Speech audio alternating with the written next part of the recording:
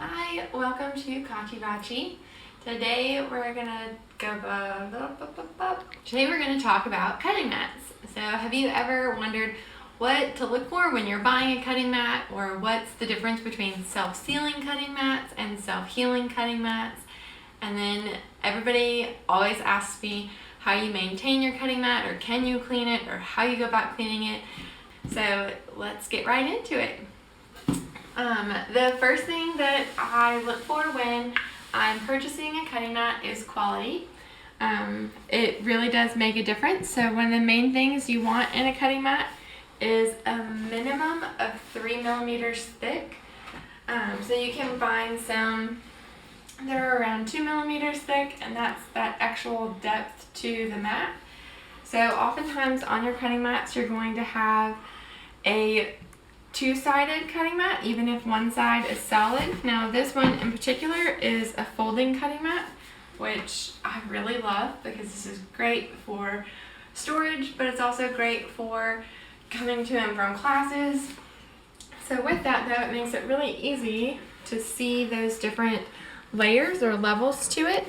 So you have at least, or you want at least 1.5 millimeters of plastic core is typically what's in there, and then you have in a self-sealing, it's going to be a hard exterior, they're more rigid, whereas this that's a self-healing is a bit more flexible. I can kind of bend them here and there, and these are softer.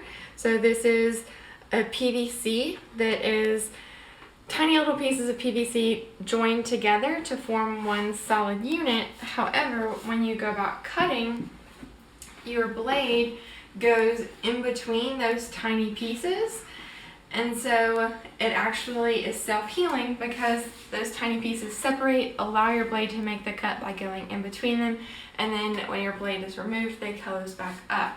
Whereas a self-sealing cutting mat has a rigid surface, it's one solid surface, and your rotary blade skims over the top of those pieces. So personally, I use self-healing mats. They're a lot more readily available, and I just like the convenience for storage. So we'll talk about that for just a second, and that is you do want to store them flat, or you want to hang them. Sometimes they will have a hang hook on them. That is convenient if that's how you're going to store it. You would definitely want to look for that when purchasing. The other thing to note is that they get damaged with heat. Ask me how I know. How do you know? Right? I'm from Louisiana, and it gets hot there. And if you go to a class and bring your cutting mat with you, and you have it in your car, and you stop and get something to eat, then by the time you get to class, you've got a wavy mat, and you get to be the dinky one in class who looks like they don't know how to maintain their materials. I don't care about appearances at all, clearly.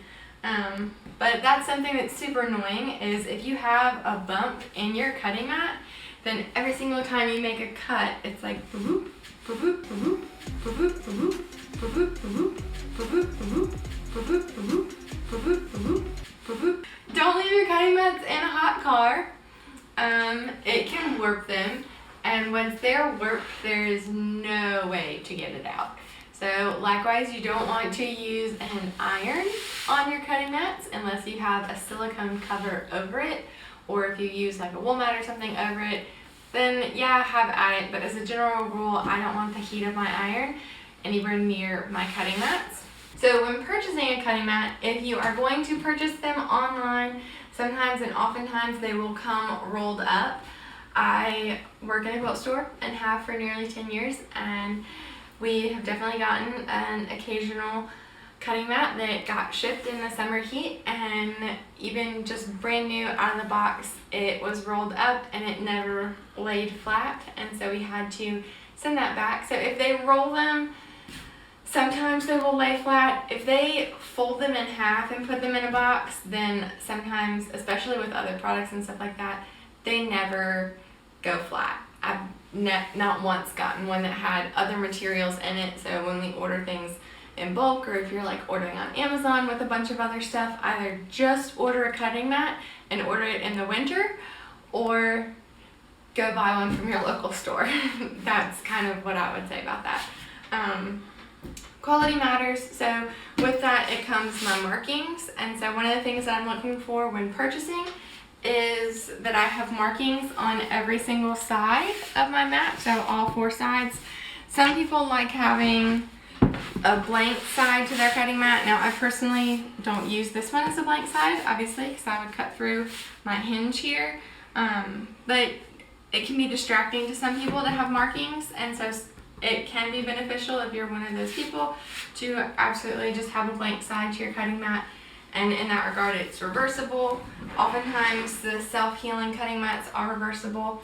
You can tell by looking at their core. If it has a plastic core and then something foamy or something on either side of that core, then it would be reversible even if it is solid on the other side. So this one is, yes, reversible, even though it has a hinge. You just don't want to cut across that hinge.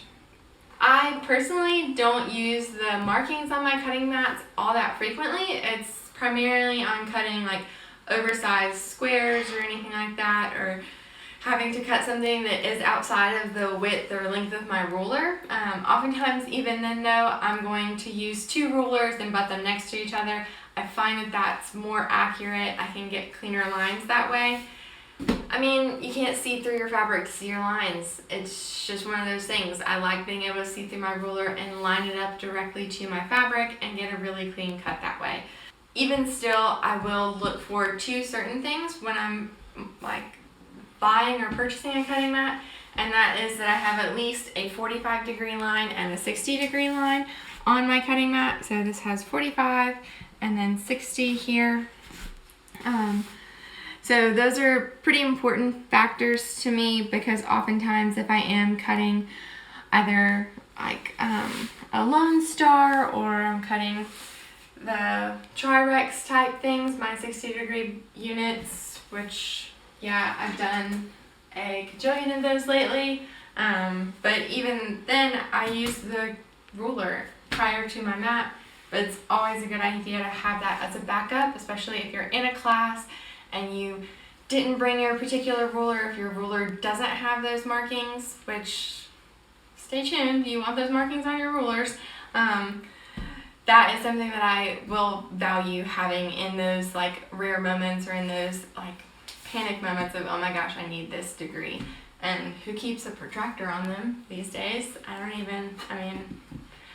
don't think I even own a protractor anymore. So I guess I'm not in 4th grade anymore. Yeah, so those are the markings that I'm looking for on my mat. The next thing is that the first thing I will do before I take my stickers off of my mats, or before I lose my receipts, is I take now I use Creative Grits rulers, but I take my rulers and line it up with my mat, and I want to make sure that my lines disappear under the lines of my ruler. So you can see how I have yellow lines coming along there. When I line my ruler up to it, all of those yellow lines disappear.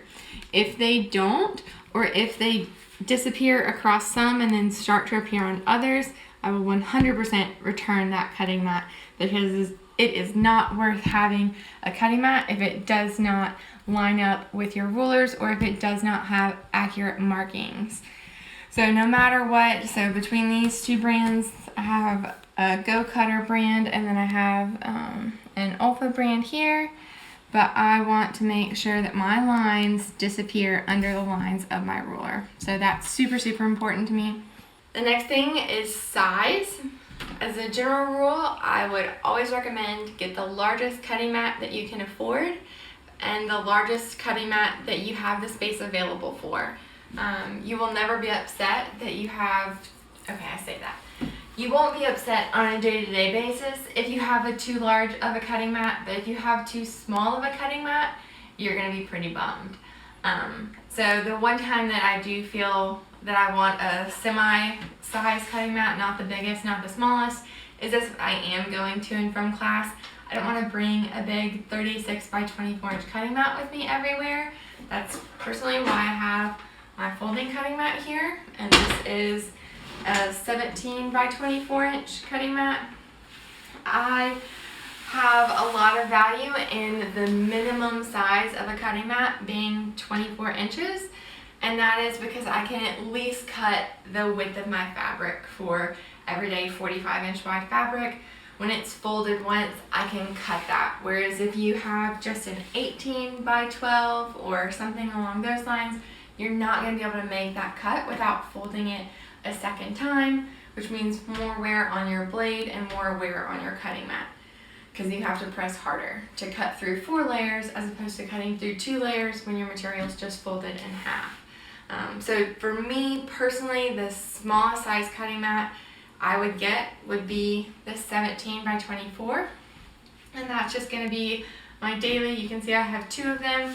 Now I personally, when I'm cutting out garments, I will bump these up next to each other so that I have a larger surface. This is the equivalent of like 40, about 40 inch. I don't know the math, guys, whatever. Yeah, this one's 17 and this one's 18, so yeah, you can add that. 35. That's the size of my cutting mat. There we go, 35, guys. I've got a 35-inch cutting mat, and that's for cutting garments. Personally, every now and again, I probably wish I had a slightly larger one, but when it comes to storage, I don't really have a place to store a larger one. So let's talk about that for just a moment. When it comes to storage, you either want to store them horizontally, ideally under a bed, sandwiched between like 2 long bookshelves or something like that, or behind a bookshelf. You don't want it slightly bowed in any way, so sometimes when you store them, let me grab this guy here. So if you're storing it and it's perfectly upright, then that's great, that's what you want. But if you have it and it's slightly bowed in any way because it's not fully up against something, then that's not going to be good for your cutting mat, and you will find that over time you may end up with a warp in it. And as I said before, those warps don't come out. So I go with 2 cutting mats sandwiched next to each other because I can fit these onto my little work surface here, and then I can butt the 2 of them up next to each other. So what's really interesting is that with this folding cutting mat, it doesn't leave a skip in my fabric, or at least most of the time. Every now and again I'll find that I'll get a skip in it, but when I make that cut, it's solid and clean. I don't end up with a gap there. Whereas when I cut across 2 cutting mats that are sandwiched next to each other,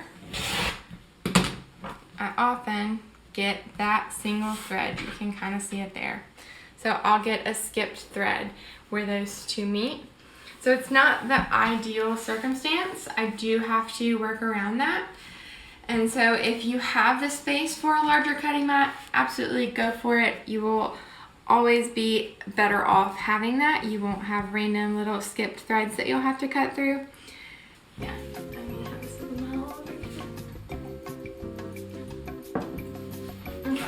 so when purchasing, markings and size are 2 things that I take into account. The last is going to be color. So this folding cutting mat is definitely my favorite of all of the folding cutting mats on the market. There are some that have a larger wave and they come in like a gray or a black. I do kind of like that. You'll see cutting mats often tend to be a green or some medium hue. Lori Holt has come out some really cute ones. Olfa has their splash ones that are like turquoise and hot pink. That's all great. Anything medium tone is kind of like the average or the general rule. The reason being, you can see it has contrast against your material for most materials, lights and darks. You'll be able to see against that medium tone, so you can get really clean cuts against, because you can see where the edge of your fabric is. So medium tones, greens, they're great. You're never gonna go wrong with that. I have these, I like them. I will probably, when this one wears out, I would replace my folding cutting mat again just because of the convenience of it. This Go Cutter mat, I don't know that I would get it again, because I have since used the Riley Blake cutting mats that have a black side and a white side, and they're so nice. That gives me really good contrast. So if I have the white side up from anywhere of my dark tones or my medium tones, I can very cleanly see that edge. And then when I'm working with light fabrics, you can flip it over and it's got a black side with white markings. And I really like that. I get really great contrast, and I can very clearly see my lines. So with these, when you're working with yellow lines on the green, sometimes they can get blurred. The same with these white lines on this like limey color. Those lines can sometimes be hard to see against my ruler. So having the white mat with the black lines or black mat with the white lines, it makes it very easy for me to see the markings on my ruler. So personally, if I do, or when I have to, not if I do, when I have to replace this cutting mat, I will definitely go with the Riley Blake one. I think it's from the Tattooed Quilter is the like line that it's in. And for me, I would have value in that. But this has been a decent cutting mat, and I don't have any qualms with it. Cutting mats do wear out though, and so it's not something that's going to be like a lifetime purchase like my rotary cutter tends to be, or my rulers have a longer lifespan than my cutting mats. So yeah, you will have to replace your cutting mats. That's the long and the short of it. It's kind of like blades. You do have to replace your blades, those much more frequently. So with that, let's start talking about how my blades affect my cutting mats. So with self-healing cutting mats, which is what this is and what most crafters use because they're the most readily available, when you have a good fresh or sharp blade, that blade is going into the cutting mat. It's going between the fibers, so it's tiny little pieces that separate and allow that blade to go in between it, and that's what allows it to make the cut. When you have a dull blade, it actually cuts your rotary mat. So that dull blade is too wide to go between those fibers, and so they can't then self-heal. So when you have a dull blade, it is actually pressing into and cutting the actual mat, which will definitely wear your mat out sooner than a new or a good like sharp blade. So changing your blades frequently is one of the best ways that you can maintain and extend the life of your cutting mats. The next thing is when you are cutting, you want to make sure that your blade is at a 90 degree every time you're cutting. So if I have my fabric here, then I will make my cut. So I'm just going to line up my ruler with the edge of my material as opposed to with my mat. And when I make this cut, I want to make sure that my rotary cutter is 90 degrees to the cutting mat. I don't want it at any sort of angle. If you're cutting at an angle, you're cutting the fibers of your mat, and you will end up with divots and grooves in your cutting mat that are then going to be skipped places when you're later down the road cutting. So by cutting with your rotary cutter at a 90 degree angle, you are maintaining and prolonging the life of your mat. The other thing I will do is I will very rarely line my material up with the lines on my mat. I will 9 times out of 10 use the lines on my ruler over the lines on my mat, because that allows me to put my material at a bunch of different angles and positions. And so if I need to square something up, I'm just going to start squaring wherever my fabric is. And that keeps me from cutting a groove every 2.5 inches on my cutting mat, or cutting a groove at the 18-inch mark, or cutting a groove at the 12-inch mark. If you are continually using the same line on your cutting mat, then you're going to wear a groove into your cutting mat at that line. So if you can get in the habit of just haphazardly putting your material down at any angle to make your cut, and then when I've made that cut, I'll move it over here, and let's say I use that cut to then get my next squared line, and then I'll make that cut. So if you pick any random angle, you're going to have varied places that you're cutting into your mat, and that's going to prolong the life of your mat. The last thing you can do, and that I probably should do with mine at this point, is to get a gum eraser. So you can kind of see on this mat where I have these little fuzzies that are in my mat and they don't want to come out with just me rubbing it. So if I took a gum eraser, you can get them at like most any craft store or quilt store these days. If you take that gum eraser and rub it across your mat, it pulls those fibers out. So what happens when you're cutting is that the fibers or the lint from your material gets pushed into your cutting mat, particularly when you're using a dull blade. And those fibers, when they get stuck in the cutting mat, they're holding those plastic like pieces open, which wears your mat out or makes it not cut as well. And so if you just take a gum eraser and rub it over your mat, it's not going to affect the markings on your mat. It just pulls those threads out and allows them to self-heal at that point. The other thing would be once a year, depending on how frequently you use it, truthfully, you can give your mat a bath. So if you put it in the bathtub with warm water, not hot, just like lukewarm or warm water, so that it opens up those fibers, rub it down a little, and then drain your bath, rinse it off, and then either use a second bath with some vinegar in it or take a rag with like water vinegar and rub it over it, and that will help seal your mat back up, and that's going to help you to prolong the life of your mat. But you'll be surprised at how much comes out in that bath water. Thank you so much for joining me today and having a glass of whiskey with me and talking about cutting mats. If there's something that you want to know or any tips that I didn't mention or things that you found, if you ever find a way to fix a warped cutting mat, I'm all ears. I can't tell you how many times I come across that question or wish for that.